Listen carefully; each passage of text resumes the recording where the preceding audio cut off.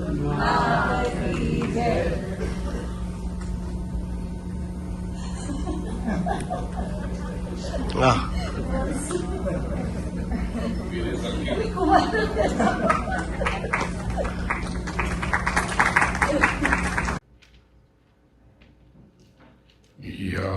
कुन्देन्दुतुषारहारधवला या शुभ्रवस्त्रावृता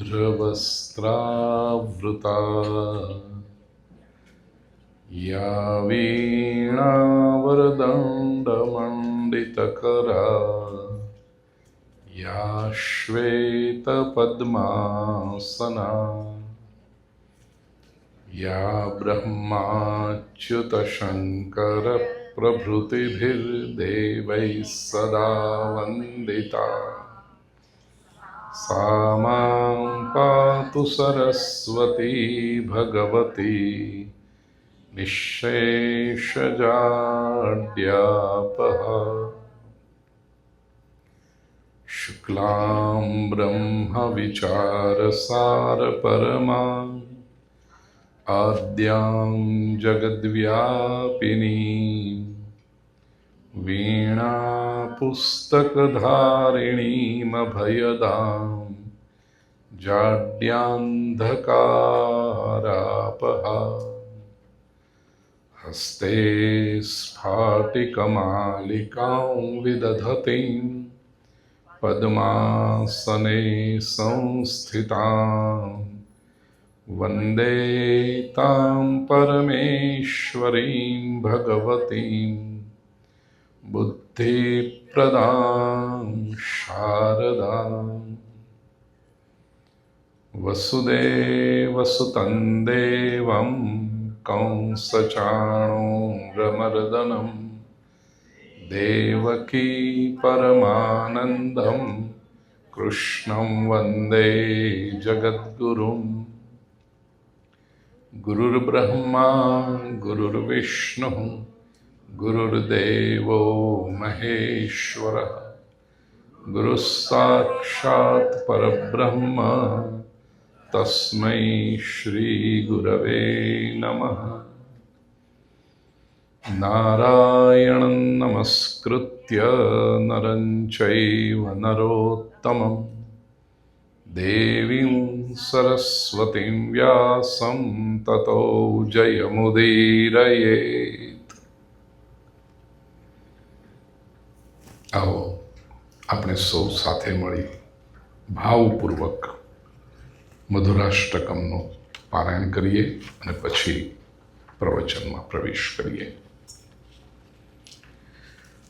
અધરમ મધુરં વદનમ મધુરમ નયનમ મધુરં હસિતમ મધુરમ હૃદયં મધુરં ગમनं મધુરં મધુરાધિપતેરખિलं મધુરં વચनं મધુરં ચરિतं મધુરં વસनं મધુરં વલિतं મધુરં चलितं मधुरं भ्रमितं मधुरं मधुराधिपतेरखिलं वेणुर्मधुरो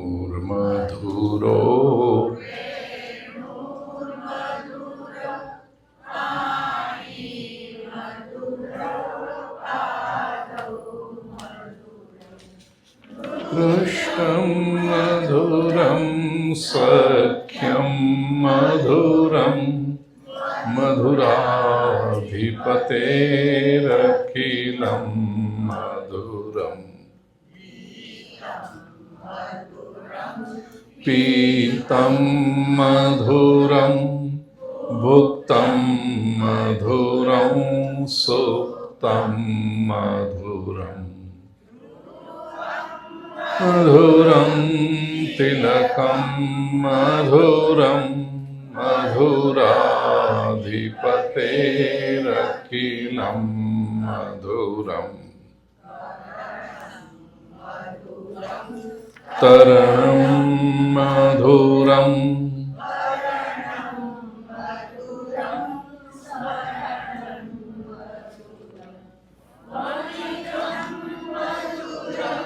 शमितं मधुरम्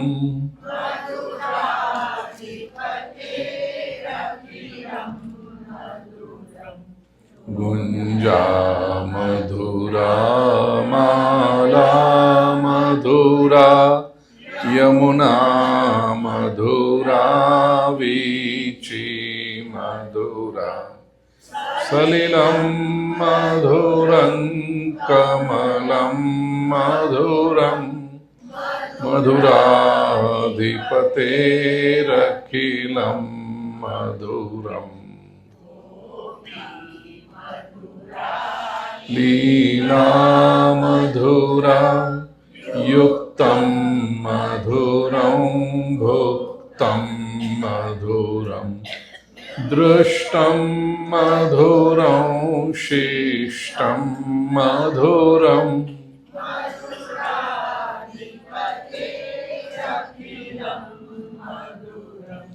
गोपा मधुरा गावो मधुरा यष्टिर्मधुरा सृष्टिर्मधुरा दलितं मधुरं फलितं मधुरम्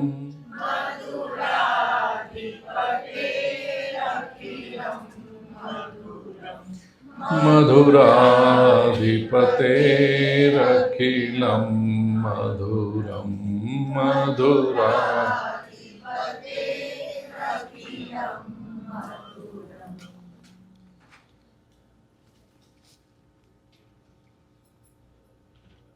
જીવ માત્રનું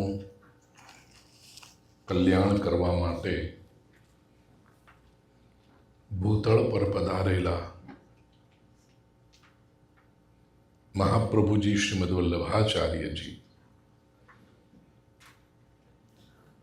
सदोष जीवों ने श्री ठाकुर जी साथे संबंध केम बांधी शकाय प्रभुना चरणों में केवी रीते लोग समर्पित थई शके एनु चिंतन करी रह्या था ने ए वखते दिवस आपने याद रह्यो ज हशे श्रावण शुक्ल एकादशी नी मध्यरात्रिए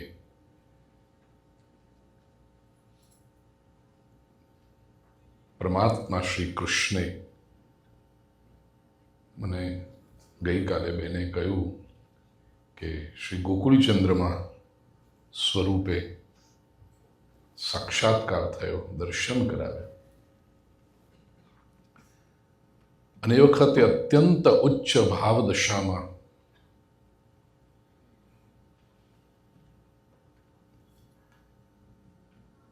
spontaneous overflow of powerful emotions મહાપ્રભુજીના અંતઃકરણમાંથી જે પ્રગટ થયો તે આ અદ્ભુત ઉર્મી ગીત ભાવગીત મધુરાષ્ટકમ प्रत्येक श्लोक में 6 लक्षणों बताव्या छे। गई काले आपणे जोयुं भगवान कोने कहेवाय षड ऐश्वर्य युक्त पूर्णिमाबेन ऐश्वर्य जेनामां छे समग्र धर्म महाप्रभुजी जेने वीर्य एटले पराक्रम कहे छे समग्र पराक्रम जेमां छे ए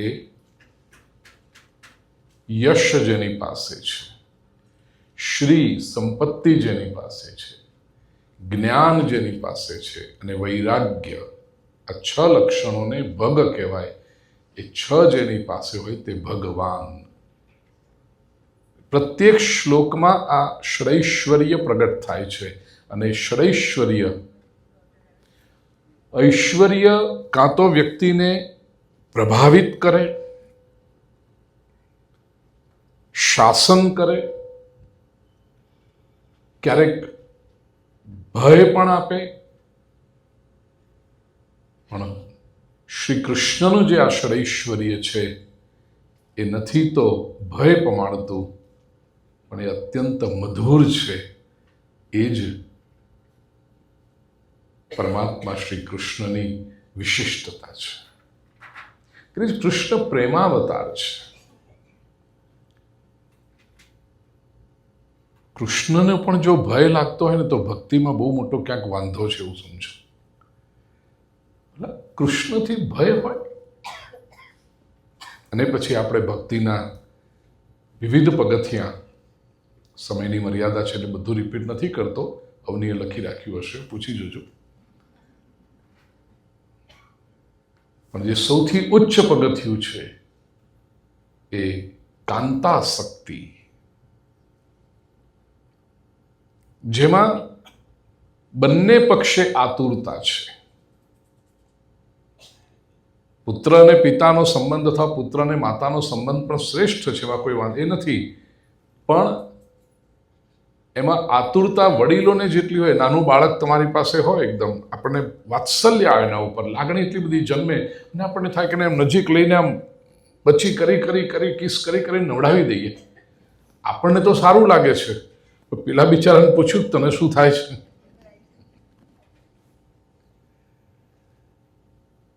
જ્યારે કાંતાસક્તિ એ ભાવ છે જેમાં બંને પક્ષે આતુરતા છે. ભક્ત અને ભગવાન બંનેને પરસ્પર મિલનની આતુરતા હોય, એ ભૂમિકા પરથી આ માધુર્ય ભાવ પ્રગટ થયો છે. અને એટલે જ પહેલો શબ્દ અને પહેલું લક્ષણ પરમાત્માનું ઐશ્વર્ય, અધરમ મધુરમ. અધર શબ્દનો અર્થ આપણે ગઈકાલે જોયો. જે ભાષા તરીકે તમે જુઓ, સીધું ડિક્શનરીમાં જુઓ તો અધર એટલે હોઠ. એમાં કેટલાક લોકો વધારે સ્પેસિફાય થાય, અધર એટલે નીચેનો હોઠ, ધ લોઅર લિપ. પણ અહીંયા જે ભાવ છે એ કેવળ હોઠ નથી, એનાથી પ્રગટ થતી વાણી છે. કદાચ એ પણ નથી, કારણ કે વાણી માટે મહાપ્રભુજી આગળ કહે છે વચનમ મધુરમ. તો આ અધર કયું? ન ધરાયા ઇતિ અધર. એક છે ધરામૃતમ, પૃથ્વી પરનું અમૃત, જે લૌકિક છે, જે બે શરીરના મળવાથી ભાવ જન્મે છે એ લૌકિક છે. પણ આ ધરામૃત નથી, અધરામૃત છે. અને આપણે સૌ જાણીએ છીએ કે ભાષામાં શબ્દની આગળ અ આવે એટલે એ વિરોધી શબ્દ થઈ જાય.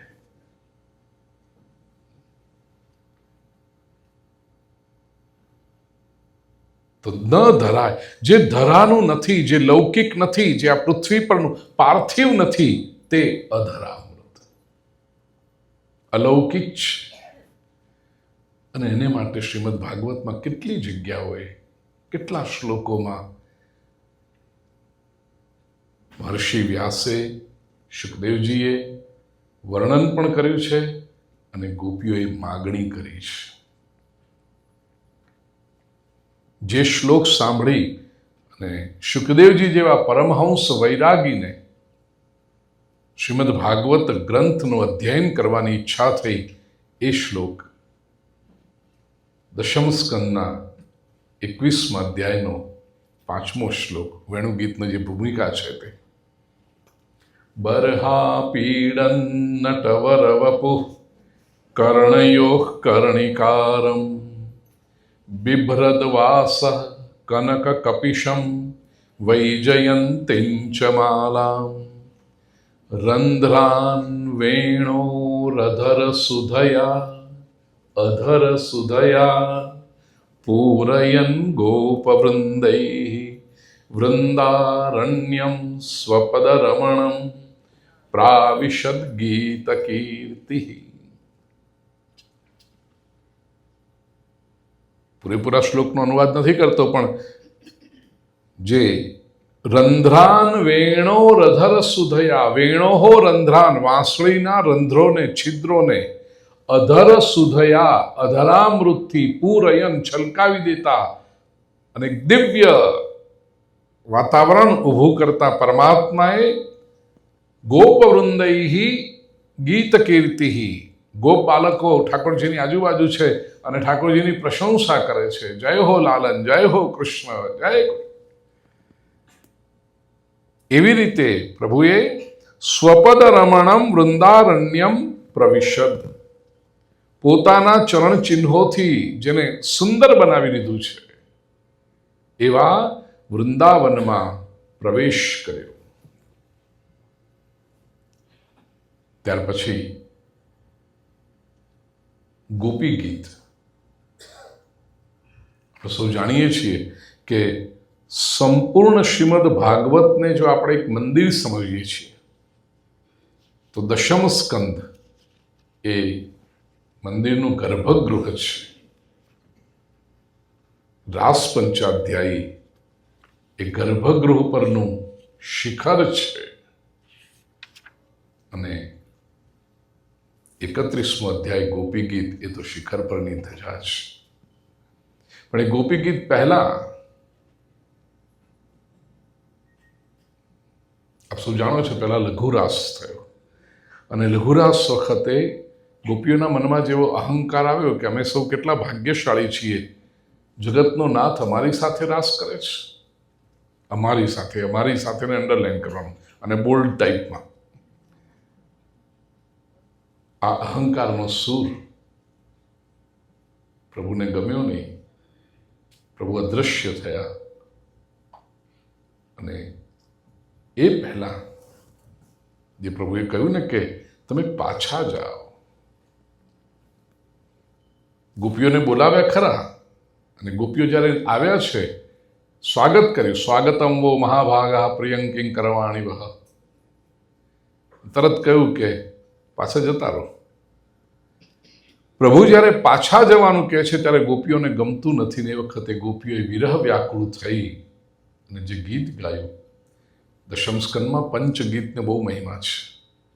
વેણુ ગીત, પ્રણય ગીત, ગોપી ગીત, યુગલ ગીત અને ભ્રમર ગીત, આ પંચગીત. તેમાં જે વેણુ ગીત બહુ પ્રસિદ્ધ છે, ગોપી ગીત બહુ પ્રસિદ્ધ છે, યુગલ ગીત પણ થોડુંક, ભ્રમર ગીત પણ પ્રસિદ્ધ છે, પણ આ પ્રણય ગીત વિશે લોકો ઓછું જાણે છે. પરમાત્માએ જ્યારે ગોપીઓને પાછા જવાનું કહ્યું છે, મહાપ્રભુજીએ સુબોધિનીમાં પ્રણય ગીત પર બહુ સુંદર વ્યાખ્યા કરી છે. દશમ સ્કંદના 29મા અધ્યાયના 31 થી 41 આ 11 શ્લોકો પ્રણય ગીત છે. મૈવં વિભોર્હતિ ભવાન ગદિતોમ દૃશંસમ સંત્યજ્ય સર્વ વિષયાંસ્તવ પાદમૂલમ ભક્તા ભજસ્વ દુરવગ્રહમાત્યજાસ્માન દેવો યથાદિ પુરુષો ભજતે મુમુક્ષુમ. એ પ્રણય ગીતના 35મા શ્લોકમાં શબ્દ આવે છે સિંચાંગનસ્ત્વદધરામૃતપૂરકેણ હાસાવલોક કલગીત જહૃચ્છયાગ્નિ નોચેદ વયમ વિરહજાગ્નિપયુક્ત દેહા ધ્યાનેન યામ પદયો પદવીં સખેતે. ગોપીઓ શ્રી કૃષ્ણ દ્રશ્ય વિચાર કરજો કે ભગવાન શ્રી કૃષ્ણ યમુના તટે છે, વેણુનાદ કર્યો છે, એટલે ગોપીજનો જે કંઈ કાર્ય કરતા હતા એ બધું પડતું મૂકીને પ્રભુની પાસે આકર્ષાઈને આવ્યા છે. સ્વાગત પણ કરે છે પ્રભુ અને પછી કહે છે કે પાછા જાઓ. ત્યારે ગોપીઓ કહે છે હે અંગ. અહીંયા આગળ આ શ્લોકમાં ગોપીઓએ ઠાકોરજીને બે સંબોધન કર્યા છે, એક અંગ અને બીજું સખે. અંગ એટલે અમારાથી તમે ભિન્ન છો જ નહીં, અંગ એટલે આમ તો થાય શરીર, એટલે અમારો દેહ એ જ તમે છો. અત્યંત પ્રિય હોય એને માટે અંગ સંબોધન આવે છે. હે અંગ સિંચ, અમને સિંચો. શેનાથી? નસ્ત્વદધરામૃતપૂરકે.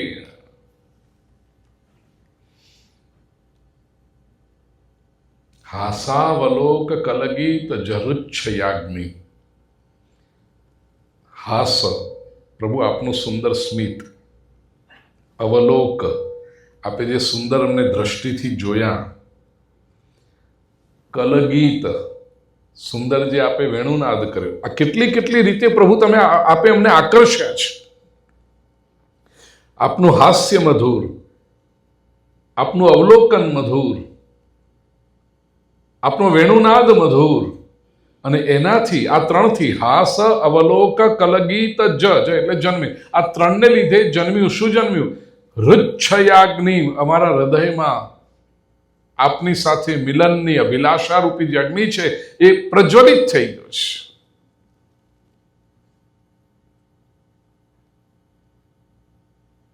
એને તમે સિંચન કરો. સિંચો. શું સિંચો? અધરામૃત. આપના અધરામૃતનું સિંચન કરી ને અગ્નિને તમે શાંત કરો પ્રભુ. નો ચેત, ગોપીઓ કહે છે જો નહીં કરો તો ચેત ન. ચેત એટલે ઇફ. જો તમે આ નહીં કરો તો વિરહજાગ્ન્યુપયુક્ત દેહ, આપના વિરહથી જે અગ્નિ ઉત્પન્ન થયો છે એનાથી ઉપયુક્ત દેહ, ઉપયુક્ત એટલે અમારો દેહ ભસ્મીભૂત થશે, અમે એને જલાવી દઈશું. આપનું ધ્યાન કરતા કરતા. ધ્યાને નયામ પદયો પદવિન સખેતે. હે સખા, જો આ અગ્નિને તમે શાંત નહીં કરો તો આ અગ્નિથી અમે અમારા દેહને જલાવી દઈને પણ, જેમ ધ્યાન દ્વારા લોકો, મહાપુરુષો, યોગીઓ બધા તમને પ્રાપ્ત કરે છે પ્રભુ, એવી રીતે અમે તમને પ્રાપ્ત કરીશું. અર્થાત હવે અમે આપની પાસે આવ્યા છીએ, અમે દૂર જવાના નથી.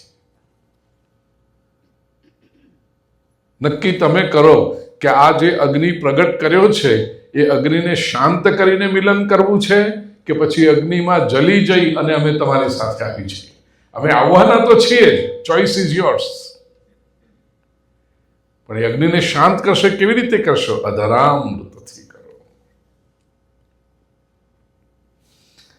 ગોપી ગીતમાં પણ પ્રભુ કહે છે, ગોપીઓ કહે છે 8મા શ્લોકમાં, ગોપી ગીતના 8મા શ્લોકમાં કે પ્રભુ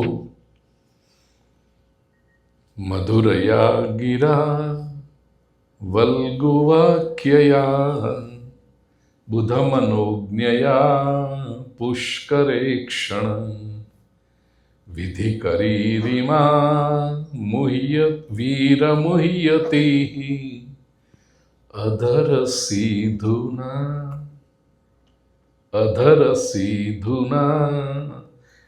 પ્યાયસ્વન. આપનો જે અધર અમૃત છે એનાથી પ્રભુ અમને પીવડાવો. નહ પ્યાયસ.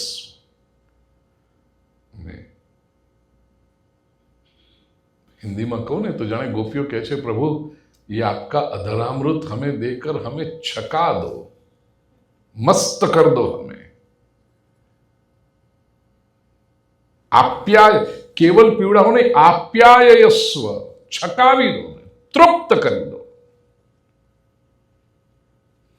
કેટલી વખત પ્રભુએ એ જ ગોપી ગીતમાં 14મા શ્લોકમાં ફરીથી સુરતવર્ધનમ શોકનાશનમ સ્વરિત વેણુના સુષ્ઠુ ચુંબિતમ ઇતર રાગ વિસ્મારણંદ્રણામ વિતર વીરનસ્તે ધરામૃતમ તે અધરામૃતમ. હે વીર, તે અધરામૃતમ નહ વિતર. આપનું જે અધરામૃત છે અમને વહેંચો, અમને આપો. તો આ અધરામૃત છે. કેટલા કેટલા શ્લોકો, આખું લિસ્ટ બનાવી છે કે જ્યાં જ્યાં ગોપીઓ પરમાત્માના અધરામૃતની માગણી કરે છે. વેણુગીતમાં જ 9મા શ્લોકમાં ગોપીઓ પુનઃ પ્રભુના અધરામૃતની માગણી કરતા કહે છે કે પ્રભુ, ગોપ્ય કિમાચરદ યમ કુશલં સ્મ વેણુ દામોદરાધર સુધામપી ગોપિકાનં.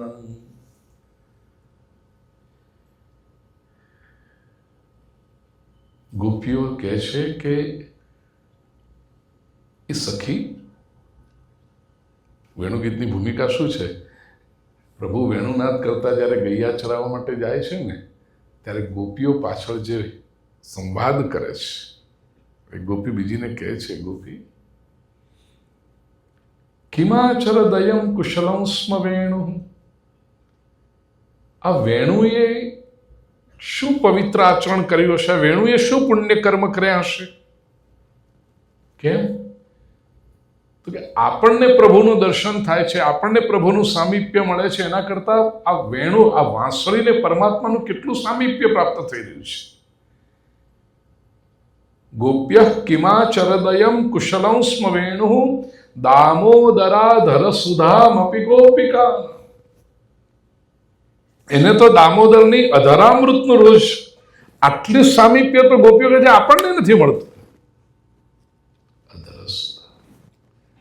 પ્રિય સજ્જનો, આ જે અધર છે એ પહેલી વાત લૌકિક નથી, અલૌકિક છે. બીજો અર્થ અધર. ધર એટલે ધારણ કરવું.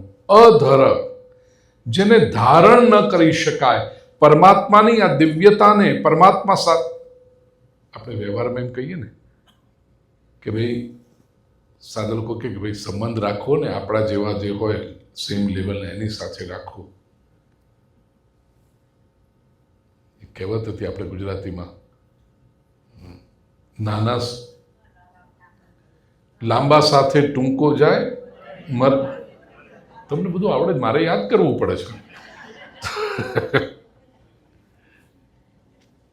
લાંબા સાથે ટૂંકો એટલે જો મોટા માણસ સાથે જો જાય, હવે મોટા માણસને એ પેલો બિચારો વીકેન્ડમાં સમજો કે મેનહટનમાં ફરવા જવું સેટરડે ઇવનિંગના, તો એ નક્કી કરી ગયો કે આપણે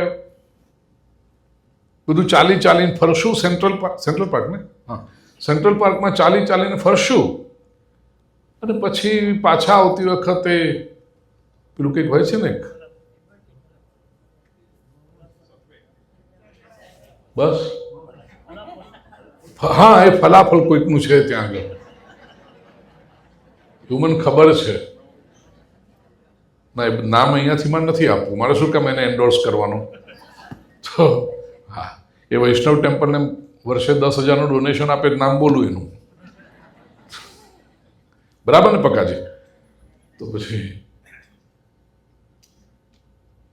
એટલે નક્કી કર્યું હોય કે ભાઈ એવું કંઈક કરીને આવશું, આટલું એનું પ્લાનિંગ હોય, આટલું બજેટ હોય, અને પછી કોઈ મોટા માણસ સાથે જાય એ તો કે આપણે બ્રોડવેનો શો જોવાનો બીજી રોમાં બેસીને, પછી કોઈ સરસ મોટી રેસ્ટોરન્ટમાં 4 કે 5 કોર્સ ડિનર લેવાનું, એટલે કે મારે આખા અઠવાડિયાનો પગાર જતો રહ્યો. લાંબા સાથે ટૂંકો જાય. તો આપણે ત્યાં એક નિયમ છે આવો કે ભાઈ સમાન લોકો સાથે મૈત્રી, વ્યવહાર, સંબંધ રાખવો.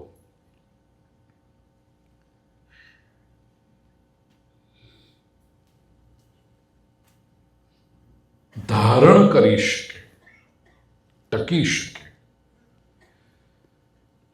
અહીંયા અધરામ તો હા, સામાન્ય સંબંધોમાં આપણે વિચાર કરીએ કે થોડાક યોગ્ય વ્યક્તિ સાથે, તો ઠાકોરજી સાથે આપણો સંબંધ કેવી રીતે રહે? પ્રભુ તો કેટલા ઊંચા. આપણીને પ્રભુની કોઈ ગણતરી થાય, આપણીને પ્રભુની કોઈ સમાનતા થાય, કોઈ કમ્પેરિઝન થાય?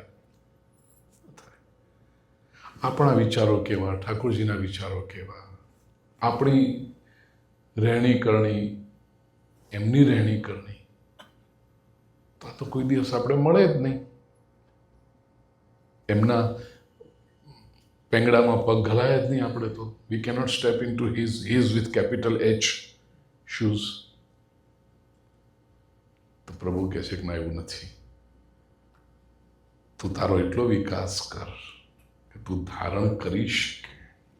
પ્રભુ આપ છો ધારણ ન કરી શકાય એવા, અને છતાં આપણી એ શ્રેષ્ઠતા અમને નીચા દેખાડતી નથી. એ મધુર છે.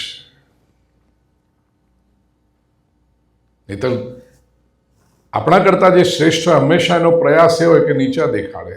Look, I am much above you, look, I am much above you. ત્યારે ભગવાનનું એવું નથી કે અધર છે છતાં મધુર છે. અધરમ મધુરમ.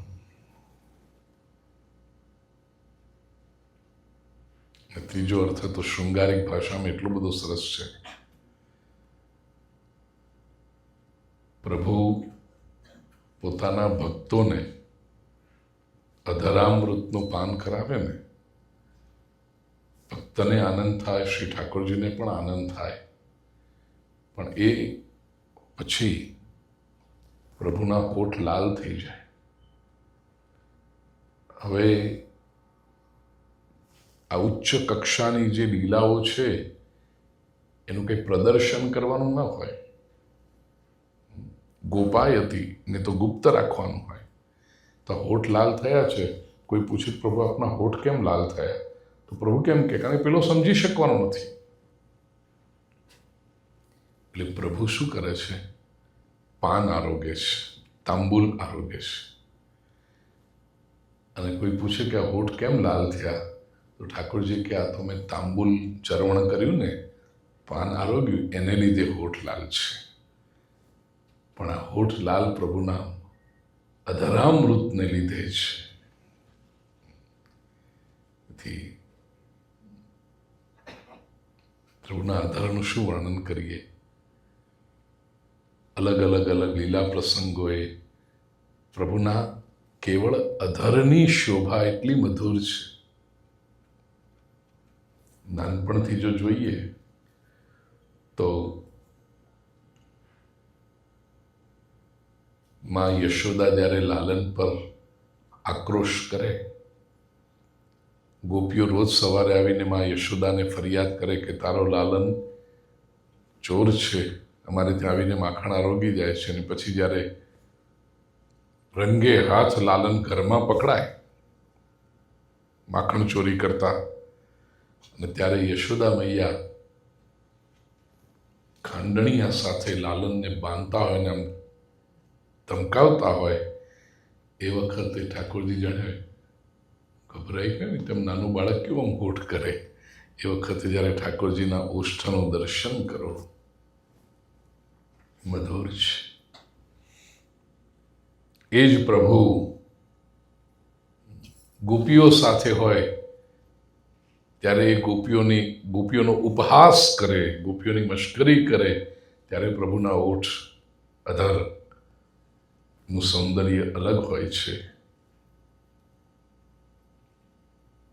કંસની સભામાં પહેલા ચાણૂર મુષ્ટિક, અને પછી જ્યારે કંસને પણ સભામંચ પરથી ખેંચીને નીચે લાવે અને કંસનો જ્યારે વધ કરે, વખતે પ્રભુ જ્યારે આક્રોશમાં હોય ત્યારે પ્રભુના ઓષ્ઠ શોભા અલગ છે.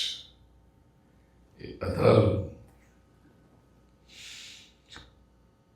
કોમળ છે, આકર્ષક છે, રસયુક્ત છે. અને પ્રભુ આ આપના અધરનો સૌથી વધારે અનુભવ જો કોઈને હોય ને તો એ વેણુને છે, એ વાંસળીને છે. તેથી ઘણી વખતે ગોપીઓ વિચાર કરે છે કે વાંસળી જે મધુર સુર પ્રગટ કરે છે એ વાંસળી પોતાને લીધે કરે છે કે પરમાત્માના અધર મધુર છે એને લીધે વાંસળીમાંથી મધુર સુર પ્રગટ થઈ રહ્યા છે? અને ગોપીનો નિર્ણય એવો છે કે આ તો વાંસળીમાં જે પ્રગટ થાય છે સુર એ પરમાત્માના અધરનું માધુર્ય છે, તેથી અધરમ મધુરમ.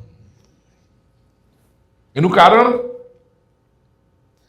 ઠાકોરજી જ્યારે વેણુનાદ કરે છે, પ્રભુનું અધુરામૃત જ્યારે વેણુ માર્ગે પ્રગટ થાય છે, ત્યારે એ વેણુગીતની જે અસરો છે, ગાયો ઘાસ ખાતી હોય એમની એમ સ્થિર થઈ જાય છે.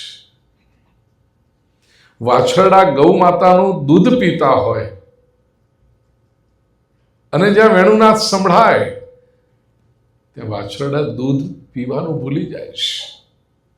ગાય માતાના આંચળમાંથી તો દૂધ સ્રવે છે અને તેથી એ દૂધ વાછરડાના મોઢામાંથી પાછું બહાર નીકળી જાય છે. અરે યમુનાજી આગળ આવશે, વીચી મધુરા, વીચી એટલે તરંગો. એ યમુનાજી વહી રહ્યા હોય અને જ્યાં ઠાકોરજીનો વેણુનાદ સંભળાય ત્યારે યમુનાજીને થાય થોડીક અટકી જાઉં, આ મધુર અધરામૃતનું પાન કરીને પછી હું આગળ જાઉં. વૃક્ષો સ્થિર થઈ જાય, પક્ષીઓ સ્થિર થઈ જાય. પક્ષીઓ પાંખ ન ફફડાવે. કેમ? પક્ષીઓને એમ લાગે કે અમે જો પાંખ ફફડાવીશું તો પાંખ ફફડાવાનો જે અવાજ છે એ અવાજને કારણે આ વેણુનું માધુર્ય ઓછું થઈ જશે. બીજા બધા પક્ષીઓ જે મુજીવરો છે એમને સમાધિ લાગી છે, સમાધિમાં વિક્ષેપ થશે. પ્રભુના અધર અતિ મધુર છે.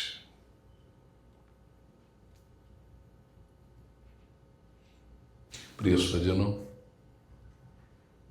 ભક્તિ માર્ગના જે આચાર્યો, સંતો, ઉપાસકો હોય એમને તો આ લાગણી થાય, પણ જ્ઞાન માર્ગના વેદાંતી મહાપુરુષને પણ જ્યારે આ ભાવ થાય ને ત્યારે સમજાય કે ઠાકોરજીના અધરામૃતનું શ્રેષ્ઠત્વ કેટલું હશે.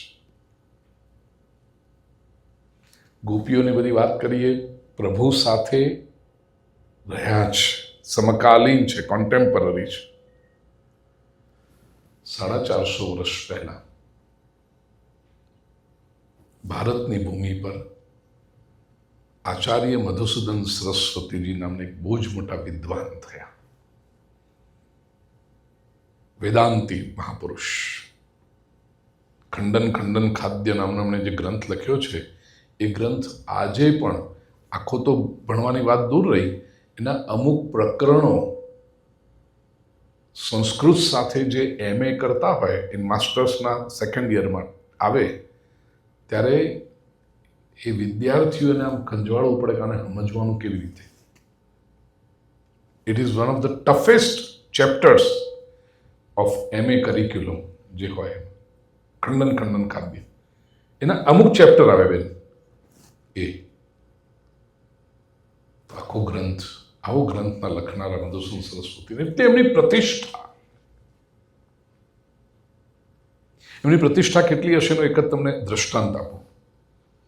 ગોસ્વામી તુલસીદાસજીએ રામચરિત માનસ ગ્રંથ લખ્યો, એ લોક ભાષામાં લખ્યો, અવધી બોલીમાં.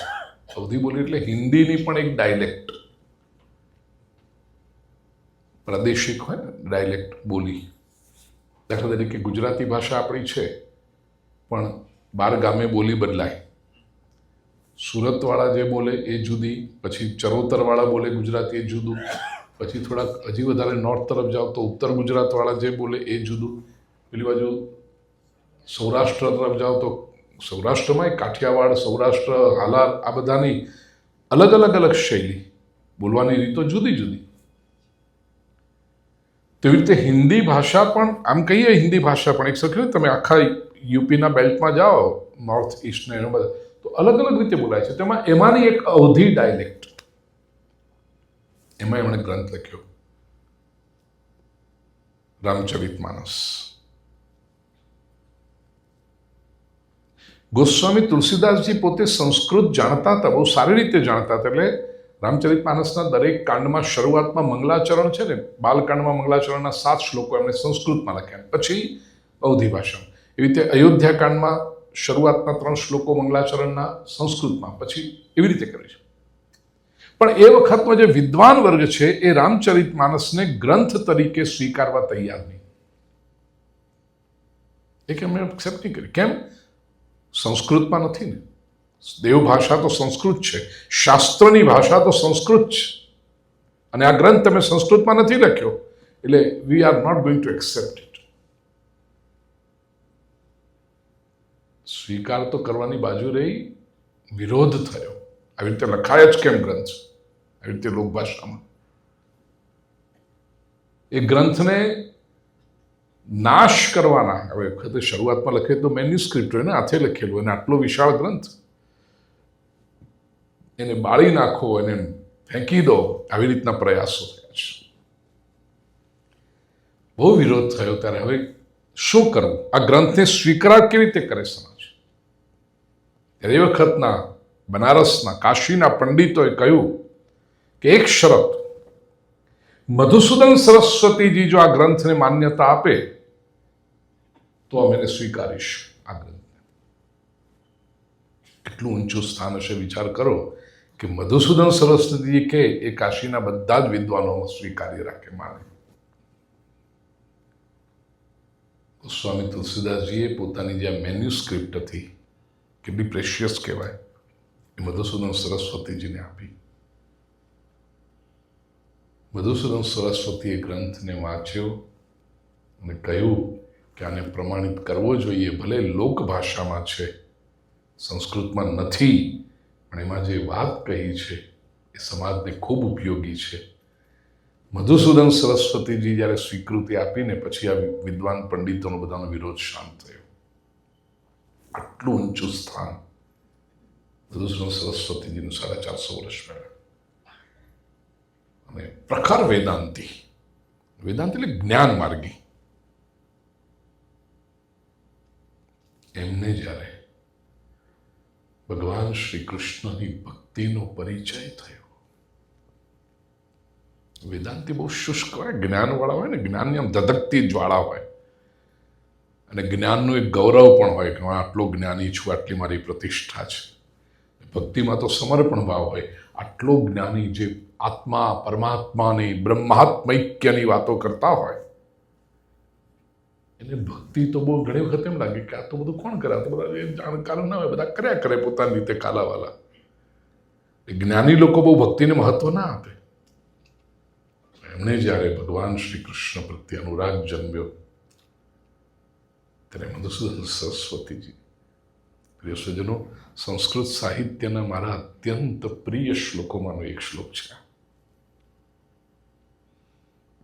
વંશી વિભૂષિત કરાન્નવનીરદાભાત પીતાંબરાદરુણ બિંબ ફલાધરોષ્ઠાત પૂર્ણેન્દુ સુંદર મુખાદરવિંદ નેત્રાત કૃષ્ણાત પરં કિમપી તત્વમહં ન જાને.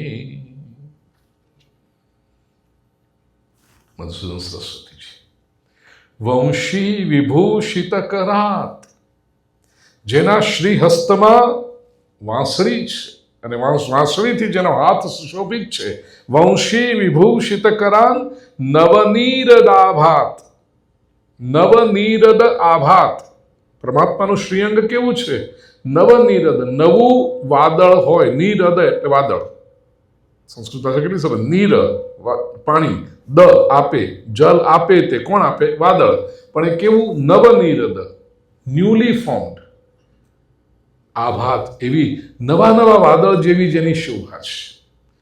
ભગવાન શ્રી કૃષ્ણનો વર્ણ આપણે સૌ જાણીએ છીએ. કેવો છે? Light blue. જે બહુ ઘનઘોર વાદળ હોય ને એ તો પ્રભુના કેશ છે, એ પ્રભુની આઈબ્રોઝ છે. પણ નવનીરદ આભાત. પીતાંબરા, પીતાંબર ધારણ કર્યું છે. અરુણબિંબ ફલાધરોષ્ઠાત. અરુણબિંબ, સૂર્યનું બિંબ. અને પણ અગેન સંસ્કૃત ભાષા એટલી, સૂર્ય માટે એટલા બધા શબ્દો છે સંસ્કૃત ભાષામાં, અને કેટલાક તો પ્રિસાઇઝ શબ્દો. એટલે સૂર્યની જે અવસ્થા હોય, કેટલા વાગ્યાનો, કયા સમયનો સૂર્ય, એના માટે ટિપિકલ નામ. એમાં અરુણ છે ને, એ સૂર્યોદય થઈ રહ્યો એની પહેલી 8 મિનિટનો જે સૂર્ય છે એને માટે અરુણ શબ્દ છે. ક્ષિતિજ પરથી, પૂર્વ આકાશમાં ક્ષિતિજ પરથી સૂર્યનારાયણ પ્રગટ થઈ રહ્યા છે અને લગભગ તમને આખું બિંબ દેખાય. એટલે આમ સૂર્યોદય સવારે વહેલા ઉઠીને જોયું હશે, ખબર હશે આ બધું, બાકી ગોદડામાં જાય બધું. પણ એ સૂર્યની પૂર્વ આકાશ પરથી જે પ્રગટ થતો હોય, અથવા તો ક્યાંક હિલ સ્ટેશન પર ગયા અને સનરાઈઝ પોઈન્ટ પર જઈને જોયું હોય, તો ક્ષિતિજમાંથી સૂર્ય બહાર આવે ને આખી બિંબ બહાર આવે. બસ આટલું જે થયું લગભગ 8 મિનિટ લાગે. એ સમયનો જે સૂર્ય છે એને અરુણ કહેવાય. નરેન્દ્રભાઈ, મરાઠીમાં આપને તો સંગીત એક બહુ સરસ છે, અરુણોદય ઝાલા. आपल्याला पण माहित असेल. अरुणोदय झाला. એ અરુણોદય એટલે એ જે ઉગ્યો એ અરુણ, પછી એનાથી ઉપર થયો એટલે પછી એ બદલાઈ ગયું નામ એનું. અને હું જો ન ભૂલતો હું તો મધ્યાહન વખતનો સૂર્ય છે એનું નામ છે ભાસ્કર. મારી ભૂલ ન થતી હોય તો. પણ આ અરુણ તો મને બિલકુલ ખબર છે કે એકદમ જ્યારે સનરાઈઝ, આ મુંબઈમાંથી બેન તો તમને ખબર હશે મરાઠી, તો અરુણોદય, અરુણ બિંબ ફલાધરોષ્ઠાત. ઠાકોરજીના મધુસૂદન સરસ્વતી કહે છે કે ઓઠ કેવા છે, અધરોષ્ઠ કેવા છે, અરુણ બિંબ. એ જે સૂર્યોદય થયો ને એના જેવા પ્રભુના ઓઠ છે, એ જે રંગ છે. અરુણ બિંબ ફલાધરોષ્ઠાત પૂર્ણેન્દુ સુંદર મુખાત.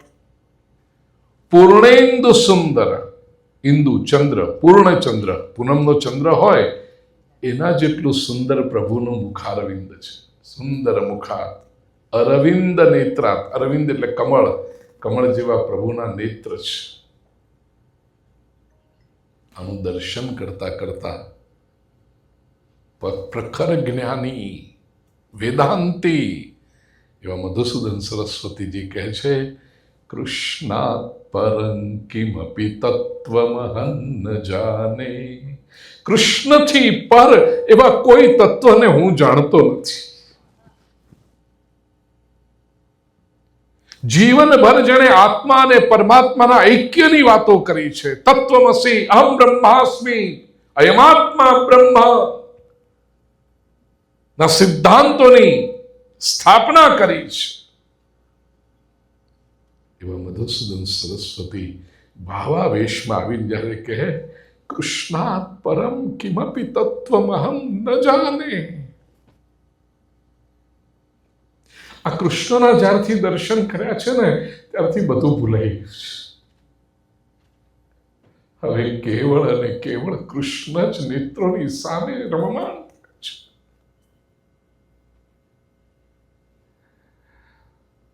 અરુણ બિંબ ફલાધરોષ્ઠ અધર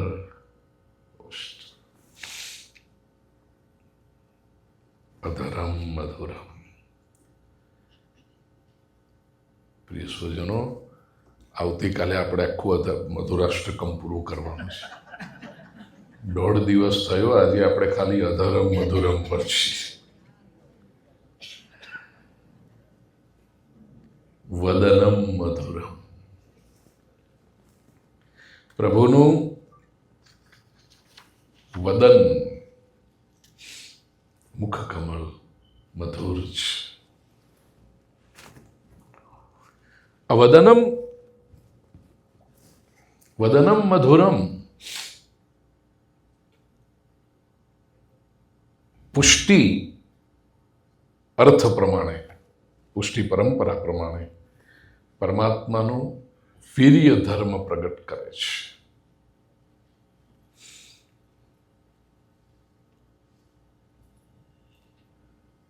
પુષ્ટિ ભક્તો જ્યારે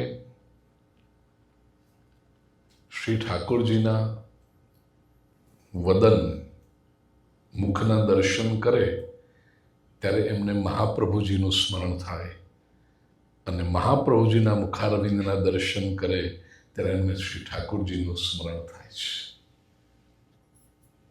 કારણ વદન મધુર છે. ગોપીજનો પરમાત્માના મુખકમળનું દર્શન કરવાને માટે લાલાયિત હતી. અને દર્શન જ્યારે થાય ત્યારે એ જ ગોપીનું ધ્યાન બની જતું.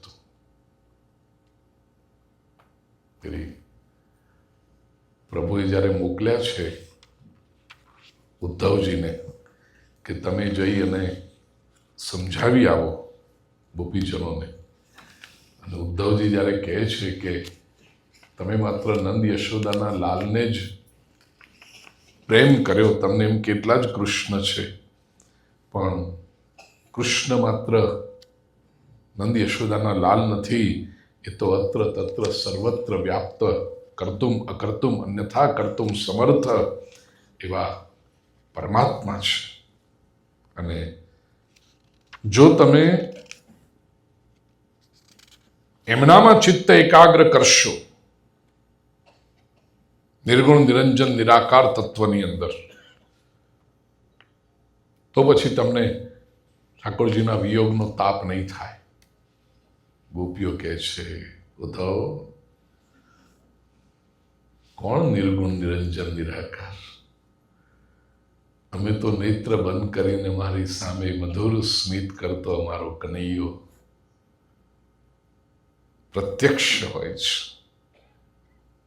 કારણ કે એનું વદન મધુર છે. વદનમ મધુરમ.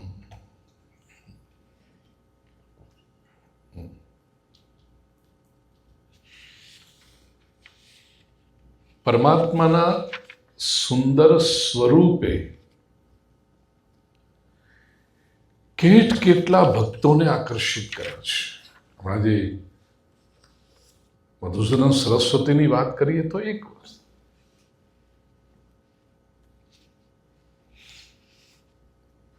ઠાકોરજીની લીલાઓના દર્શન કરીએ ને, આમ તમે જુઓ તો આખું મધુરાષ્ટકમનું ગાન કરતા કરતા તમને વિશેષ કરીને શ્રીમદ ભાગવતનું દશમ સ્કંદનું દર્શન થઈ જાય.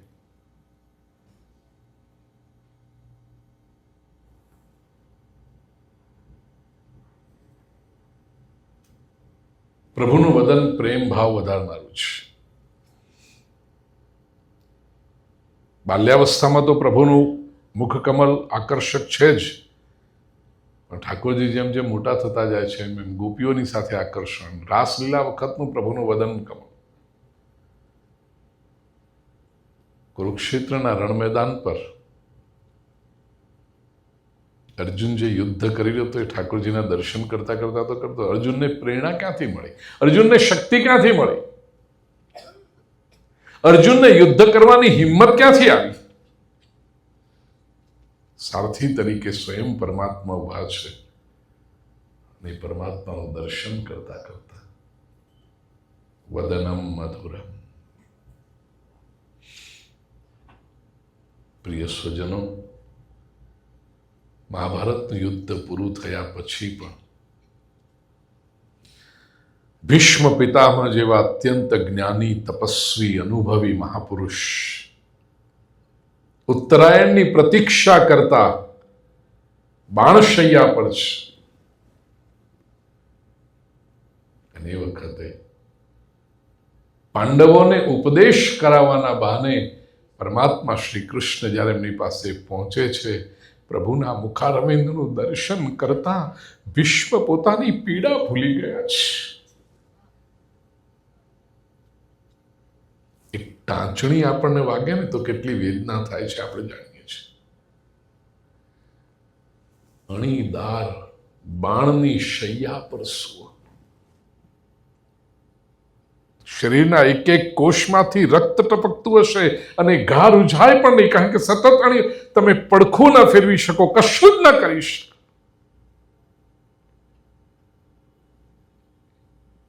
એવી વેદના. પણ જ્યારે પરમાત્મા શ્રી કૃષ્ણ સન્મુખ પધાર્યા વર્ણન છે મહાભારતમાં, ભીષ્મ પોતાની વેદના ભૂલી ગયા છે. પાંડવોને ઉપદેશ આપ્યો, શાંતિ પર્વ, અનુશાસન પર્વ, યુધિષ્ઠિર પ્રશ્નો પૂછતા ગયા અને ભીષ્મે ઉત્તર આપ્યા. એ અદ્ભુત પ્રકરણ છે ભીષ્મ ગીતાનું. અને પછી જ્યારે મકર સંક્રાંતિ થઈ, સૂર્ય મકર રાશિમાં પ્રવેશ કરે, ભીષ્મે તો પહેલેથી નક્કી કરેલું કે મકર સંક્રાંતિ થશે એટલે મારે પ્રાણ ત્યાગ કરવાનો છે ઉત્તરાયણમાં. સામે જ્યારે પ્રભુ ઉભા છે, પ્રભુના મુખારવિંદનું દર્શન કરતા કરતા, પ્રભુના વદનનું દર્શન કરતા કરતા ભીષ્મે જેમની સ્તુતિ કરી, આજે સમગ્ર વિશ્વમાં વૈદિક સનાતની જેમને જેમને ભગવાનમાં શ્રદ્ધા છે, વિષ્ણુમાં શ્રદ્ધા છે, એમને માટે અનુષ્ઠાનનું એક અદ્ભુત સ્તોત્ર પ્રાપ્ત થયું, વિષ્ણુ સહસ્રનામ. ઓમ વિશ્વમ વિષ્ણુર્વષટ્કારો ભૂત ભવ્ય ભવત પ્રભુ ભૂતકૃત ભૂત ભૃત ભાવો ભૂતાત્મા ભૂત ભાવન ભૂતાત્મા પરમાત્મા ચ. જે વિષ્ણુ સહસ્ર નામથી પ્રેરણા લઈ, કારણ કે આ તો 5000 વર્ષ પહેલાની ઘટના છે, લખેલું છે ગ્રંથ.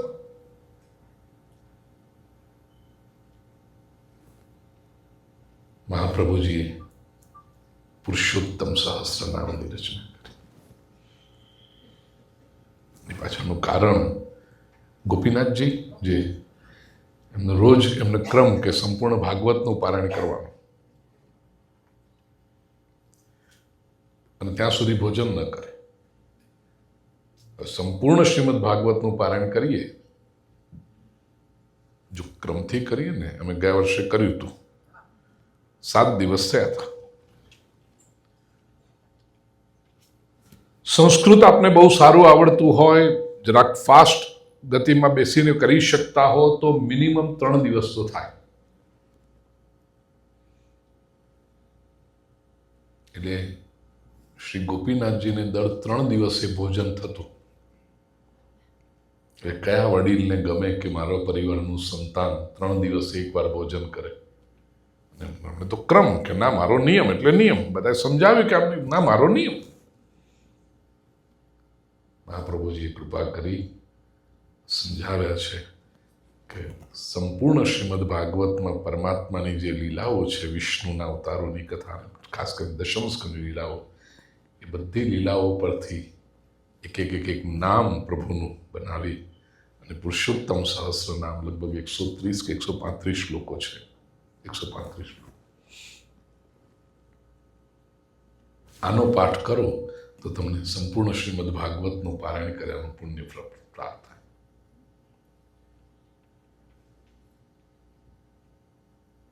એવું લાગે છે કે મધુરાષ્ટકમ પર પ્રવચન માટે મેં બધું રિસર્ચ વર્ક કર્યું, ધ્યાનમાં થાય કે મધુરાષ્ટકમમાં પણ એવું છે, એક શબ્દ ઉપર તમને આખું સંપૂર્ણ શ્રીમદ ભાગવતની લીલાઓના દર્શન થાય. પણ વિષ્ણુ સહસ્રનામ, ભગવાનનું વદન દર્શન કરતા, ભગવાનના મુખારવિંદનું દર્શન કરતા ભીષ્મે એ વખતનું જે પ્રભુનું મુખ, પ્રભુના મુખ બહુ સુંદર છે. વદનમ મધુરમ.